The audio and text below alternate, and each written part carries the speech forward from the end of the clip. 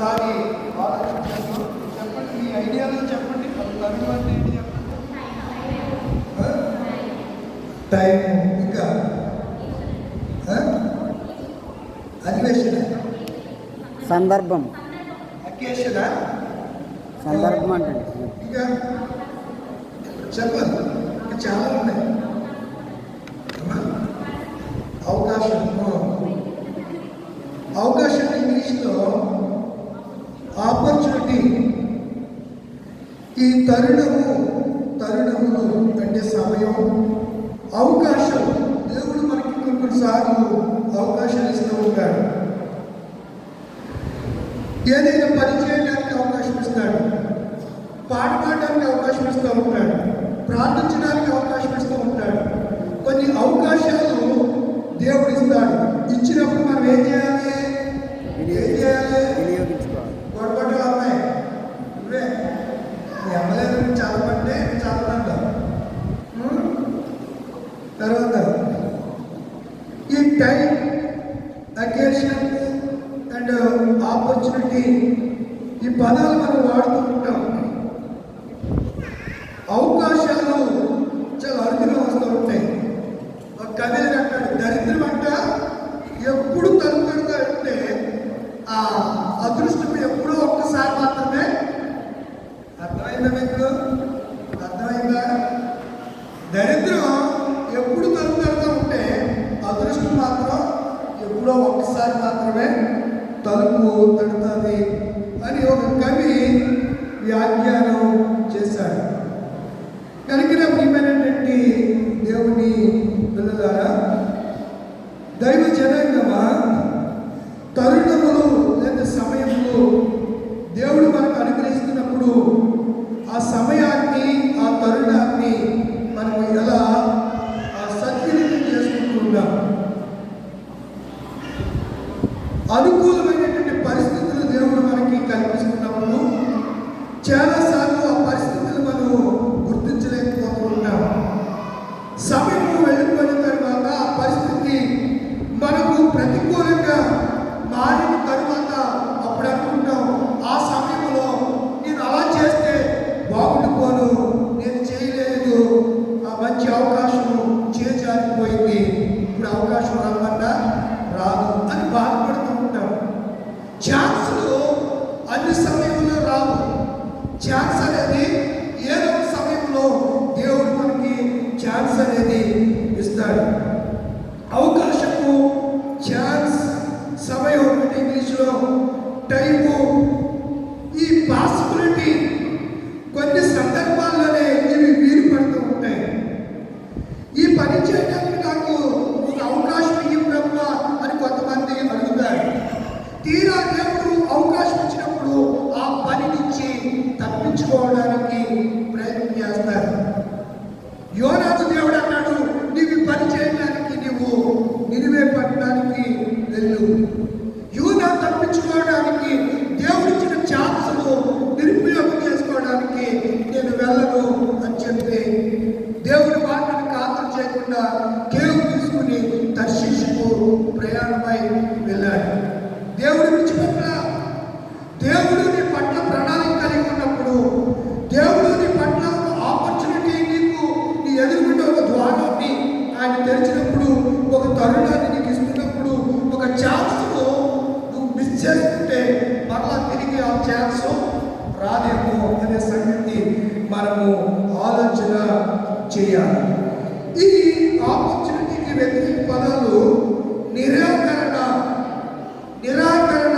నిరాకరించడం, అసాధ్యం, ఈ పని నేను చేయలేను. నీకు చేయగలిగిన సామర్థ్యము ఉండి కూడా కొన్నిసార్లు పనిని బట్టి పిరికిదానిగా మారిపోతూ ఉంటావు. ఒక ఫియర్ అనేది నిన్ను వెంటాడుతూ ఉంటారు. ఫియర్ అంటే భయం. కనుక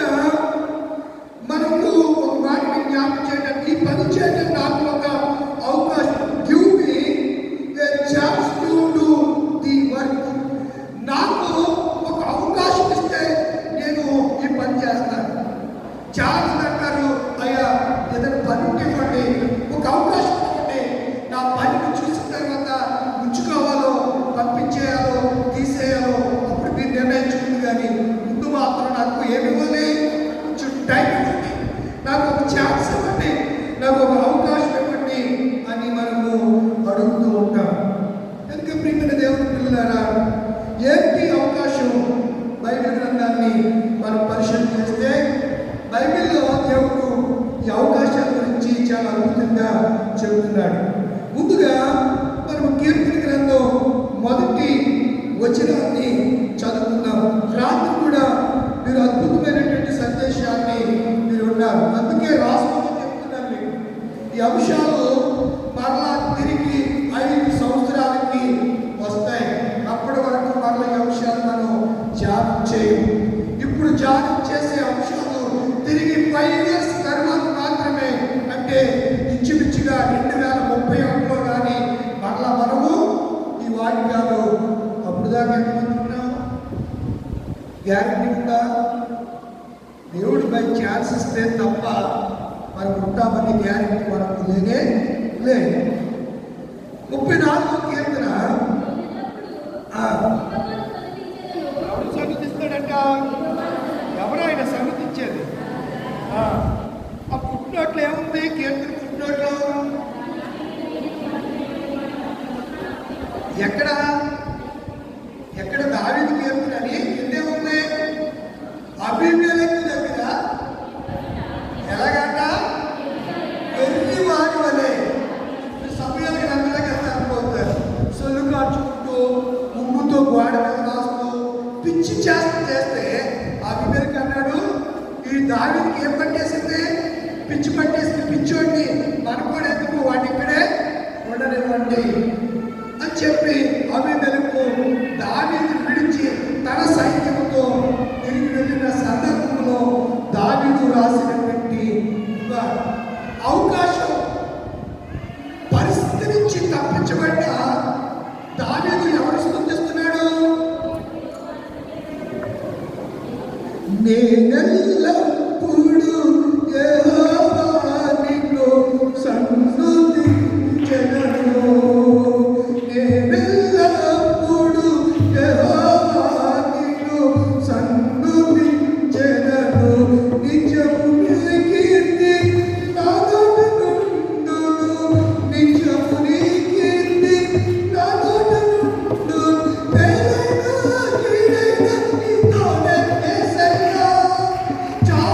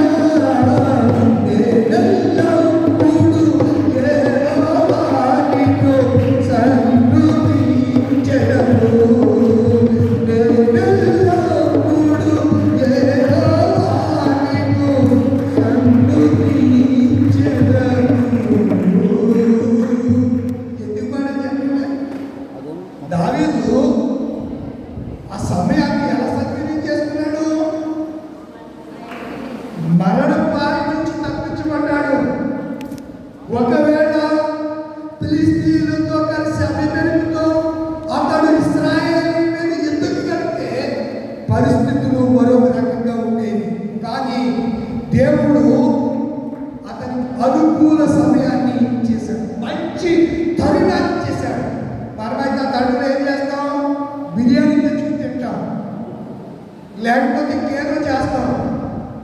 మందు తాగి పడితే ఫ్రెండ్స్ పిలిచి ఫుల్లో నెట్టారా అంటాడు. లేదా మరొక రీతిగా మనం వెళ్ళి మూవీ చూద్దాం అంటాడు. టికెట్లు ఆన్లైన్లో నేను బుక్ చేసే మల్టీప్లెక్స్కి వెళ్దామా అంటాడు. రకరకాల పరిస్థితులు ఆ సమయాన్ని రకరకాలుగా కొంతమంది ఆపర్చునిటీస్ని, తరుణాన్ని, సమయాన్ని, అవకాశాన్ని వాడుకుంటే దావీదు ఎవరు సూచిస్తున్నాడంటే అవకాశంలో ఏ భక్తుడండి. వండర్ఫుల్ కదా. మనం నిజంగా మనకు అవకాశం వస్తే ఇలాగే చేస్తాం. కొన్నిసార్లు దేవుడు ప్రేరేపణ అమ్మ మీరు చేయండి, నేను చేయలేదండి బాబా, నేను చేయలేదండి, నాకు రాదండి. రాదు ఇది పట్టుకోలేదు. రాదా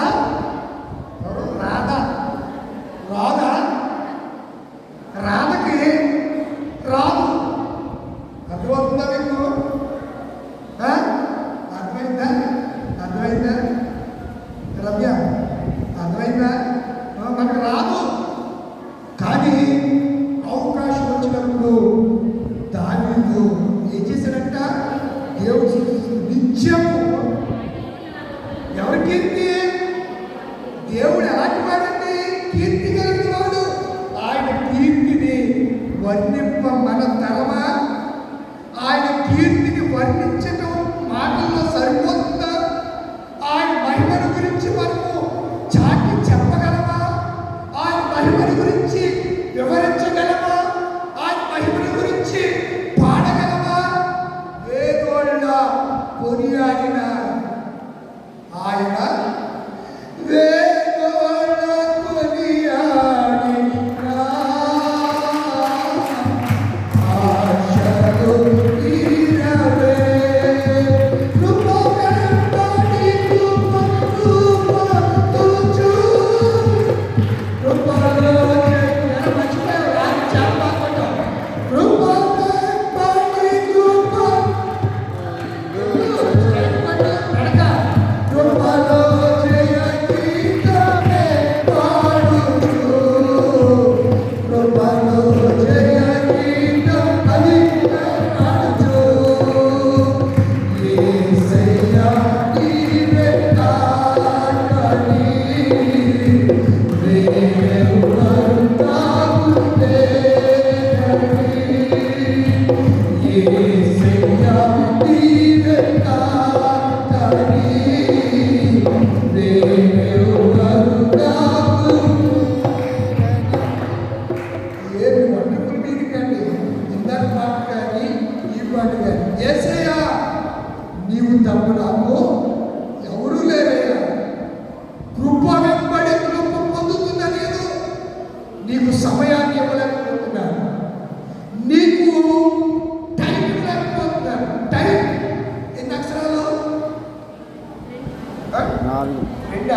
4 TIM ఏంటి?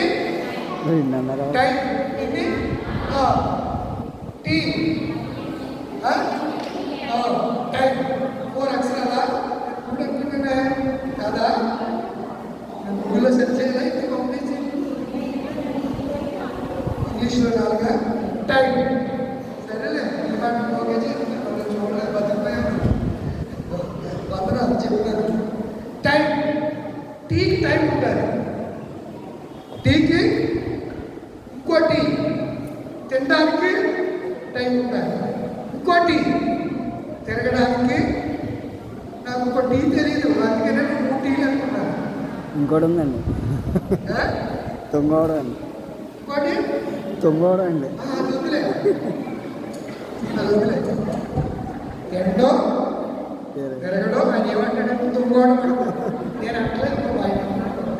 నేనేం చేయాలి మరి? ఇప్పుడు ఆయన ఏదో చెప్పాడని నేనేదో అనలేదని మరి మీరేదో అనుకుంటున్నారని నేను ఓపికగా చెప్పాను. తప్పేం కాదు. పడుకోవడం, తొంగోవడం ఎన్ని పదములు తెలుగు భాషలో కోటి పదాలు పల్లెటూరులో మాట్లాడతారు. ఏమైనా భూతి పదమే కాదు. ఎలా తినేసి తొంగున్నావు లగమా అట్లా మీరు భూతి పదం